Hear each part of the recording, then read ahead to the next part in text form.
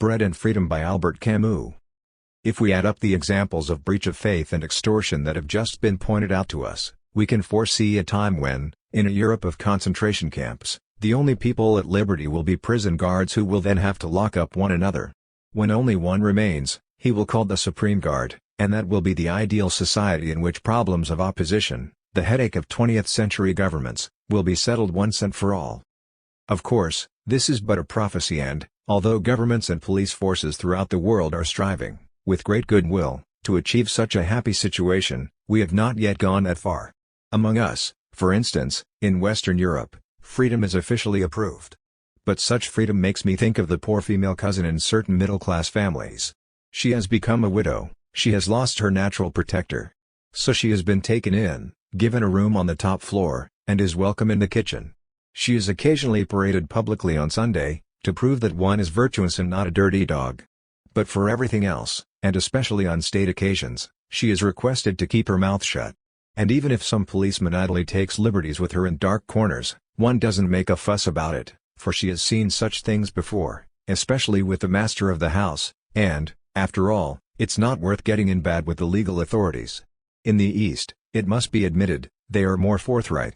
They have settled the business of the female cousin once and for all by locking her up in a closet with 2 solid bolts on the door. It seems that she will be taken out 50 years from now, more or less, when the ideal society is definitively established. Then there will be celebrations in her honor. But, in my opinion, she may then be somewhat moth-eaten, and I am very much afraid that it may be impossible to make use of her. When we stop to think that these two conceptions of freedom, the one in the closet and the other in the kitchen, have decided to force themselves on each other and are obliged in all that hullabaloo to reduce still further the female cousin's activity, it will be readily seen that our history is rather one of slavery than of freedom, and that the world we live in is the one that has just been described, which leaps out at us from the newspaper every morning to make of our days and our weeks a single day of revolt and disgust. The simplest, and hence most tempting, thing is to blame governments or some obscure powers for such naughty behavior. Besides, it is indeed true that they are guilty and that their guilt is so solidly established that we have lost sight of its beginnings. But they are not the only ones responsible. After all, if freedom had always had to rely on governments to encourage her growth, she would probably still been in her infancy or else definitively buried with the inscription "Another Angel in Heaven." The society of money and exploitation has never been charged, so far as I know, with assuring the triumph of freedom and justice.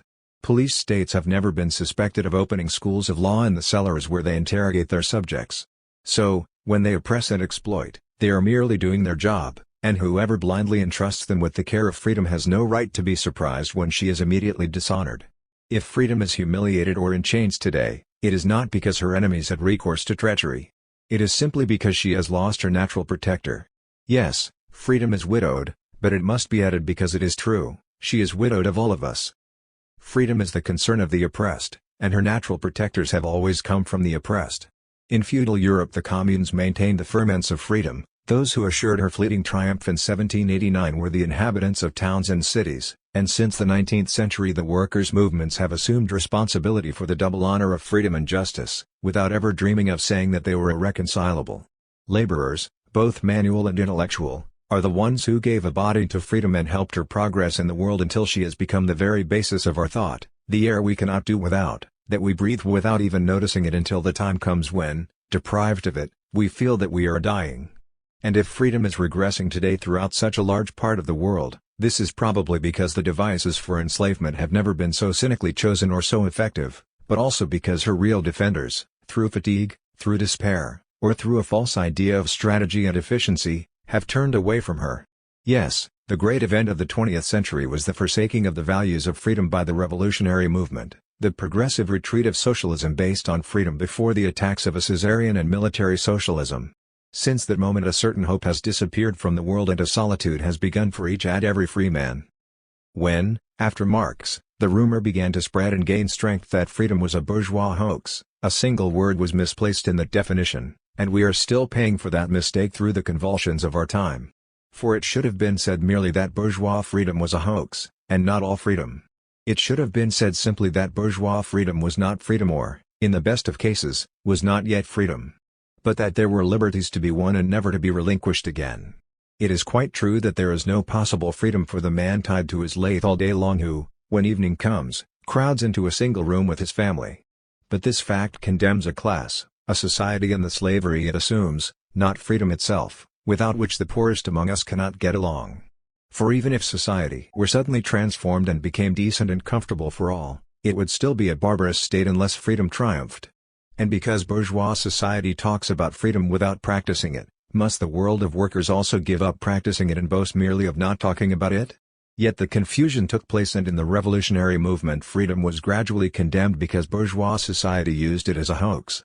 From a justifiable and healthy distrust of the way that bourgeois society prostituted freedom, people came to distrust freedom itself. At best, it was postponed to the end of time, with the request that meanwhile it be not talked about. The contention was that we needed justice first and that we would come top freedom later on, as if slaves could ever hope to achieve justice. And forceful intellectuals announced to the worker that bread alone interested him rather than freedom, as if the worker didn't know that his bread depends in part on his freedom. And, to be sure, in the face of the prolonged injustice of bourgeois society, the temptation to go to such extremes was great. After all, there is probably not one of us here who, either in deed or in thought, did not succumb. But history has progressed, and what we have seen must now make us think things over. The revolution brought about by workers succeeded in 1917 and marked the dawn of real freedom and the greatest hope the world has known. But that revolution, surrounded from the outside, threatened within and without, provided itself with a police force. Inheriting a definition and a doctrine that pictured freedom as suspect, the revolution little by little became stronger, and the world's greatest hope hardened into the world's most efficient dictatorship. The false freedom of bourgeois society has not suffered meanwhile. What was killed in the Moscow trials and elsewhere, and in the revolutionary camps, what is assassinated when in Hungary a railway worker is shot for some professional mistake, is not bourgeois freedom but rather the freedom of 1917. Bourgeois freedom can meanwhile have recourse to all possible hoaxes. The trials and perversions of revolutionary society furnish it at one and the same time with a good conscience and with arguments against its enemies. In conclusion, the characteristic of the world we live in is just that cynical dialectic which sets up injustice against enslavement while strengthening one by the other. When we admit to the palace of culture Franco, the friend of Goebbels and of Himmler Franco, the real victor of the Second World War, to those who protest that the rights of man inscribed in the Charter of UNESCO are turned to ridicule every day in Franco's prisons, we reply without smiling that Poland figures in UNESCO too, and that, as far as public freedom is concerned, one is no better than the other. An idiotic argument, of course. If you are so unfortunate as to marry your elder daughter to a sergeant in a battalion of ex-convicts, this is no reason why you should marry off her younger sister to the most elegant detective on the society squad. One black sheep in the family is enough. And yet the idiotic argument works, as is proved to us every day. When anyone brings up the slave in the colonies and calls for justice, he is reminded of prisoners in Russian concentration camps, and vice versa. And if you protest against the assassination in Prague of an opposition historian like Calandra, 2 or 3 American Negroes are thrown in your face. In such a disgusting attempt at outbidding, one thing only does not change: the victim, who is always the same. A single value is constantly outraged or prostituted: freedom, and then we notice that everywhere, together with freedom, justice is also profaned. How then can this infernal circle be broken? Obviously, it can be done only by reviving at once, in ourselves and in others, the value of freedom, and by never again agreeing to its being sacrificed, even temporarily, or separated from our demand for justice. The current motto for all of us can only be this: without giving up anything on the plane of justice, yield nothing on the plane of freedom. In particular, the few democratic liberties we still enjoy are not unimportant illusions that we can allow to be taken from us without a protest. They represent exactly what remains to us of the great revolutionary conquests of the last 2 centuries. Hence they are not, as so many clever demagogues tell us, the negation of true freedom. There is no ideal freedom that will someday be given us all at once, as a pension comes at the end of one's life. There are liberties to be won painfully, one by one, and those we still have are stages, most certainly inadequate, but stages nevertheless, on the way to total liberation. If we agree to suppress them, we do not progress nonetheless.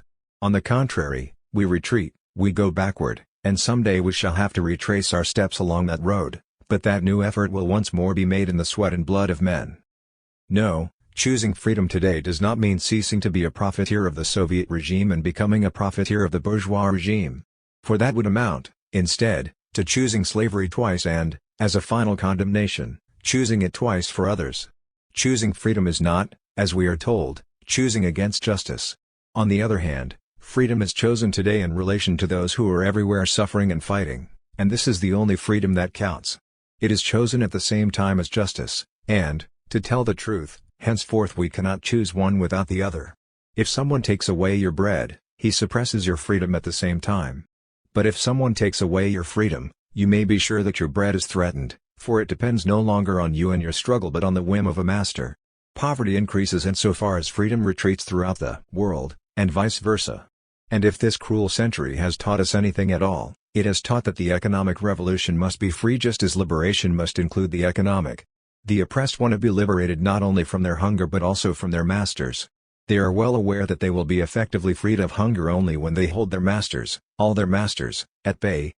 I shall add in conclusion that separating freedom from justice is tantamount to separating culture and labor, which is the epitome of the social sin. The confusion of the workers' movement in Europe springs in part from the fact that it has lost its real home, where it took comfort after all defeats, which was its faith in freedom. But, likewise, the confusion of European intellectuals springs from the fact that the double hoax, bourgeois and pseudo-revolutionary, separated them from their sole source of authenticity, the work and suffering of all, cutting them off from their sole natural allies, the workers. In so far as I am concerned, I have recognized only two aristocracies, that of labor and that of the intelligence, and I know now that it is mad and criminal to try to make one dominate the other. I know that the two of them constitute but a single nobility, that their truth and, above all, their effectiveness lie in union. I know that if they are separated, they will allow themselves to be overcome gradually by the forces of tyranny and barbarousness, but that united, on the other hand, they will govern the world. This is why any undertaking that aims to loosen their ties and separate them is directed against man and his loftiest hopes. The first concern of any dictatorship is, consequently, to subjugate both labor and culture. In fact, both must be gagged or else, as tyrants are well aware, sooner or later one will speak up for the other. Thus, in my opinion, there are two ways for an intellectual to betray at present, and in both cases he betrays because he accepts a single thing, that separation between labor and culture. The first way is characteristic of bourgeois intellectuals who are willing that their privileges should be paid for by the enslavement of the workers. They often say that they are defending freedom, but they are defending first of all the privileges freedom gives to them, and to them alone one. The second way is characteristic of intellectuals who think they are leftist and who, through distrust of freedom, are willing that culture, and the freedom it presupposes, should be directed, under the vain pretext of serving a future justice. In both cases the profiteers of injustice and the renegades of freedom ratify and sanction the separation of intellectual and manual labor which condemns both labor and culture to impotence. They deprecate at one and the same time both freedom and justice. It is true that freedom, when it is made up principally of privileges, insults labor and separates it from culture. But freedom is not made up principally of privileges, it is made up especially of duties. And the moment each of us tries to give freedom's duties precedence over its privileges, freedom joins together labor and culture and sets in motion the only force that can effectively serve justice. The rule of our action, the secret of our resistance can be easily stated: everything that humiliates labor also humiliates the intelligence, and vice versa. And the revolutionary struggle, the centuries-old straining toward liberation, can be defined first of all as a double and constant rejection of humiliation. To tell the truth, we have not yet cast off that humiliation. But the wheel turns, history changes, and a time is coming, I am sure, when we shall cease to be alone. For me, our gathering here today is in itself a sign. The fact that members of unions gather together and crowd around our freedoms to defend them is indeed reason enough for all to come here from all directions to illustrate their union and their hope. The way ahead of us is long. Yet if war does not come and mingle everything in its hideous confusion, we shall have time at last to give a form to the justice and freedom we need. But to achieve that we must henceforth categorically refuse, without anger but irrevocably, the lies with which we have been stuffed. No, freedom is not founded on concentration camps, or on the subjugated peoples of the colonies, or on the workers' poverty.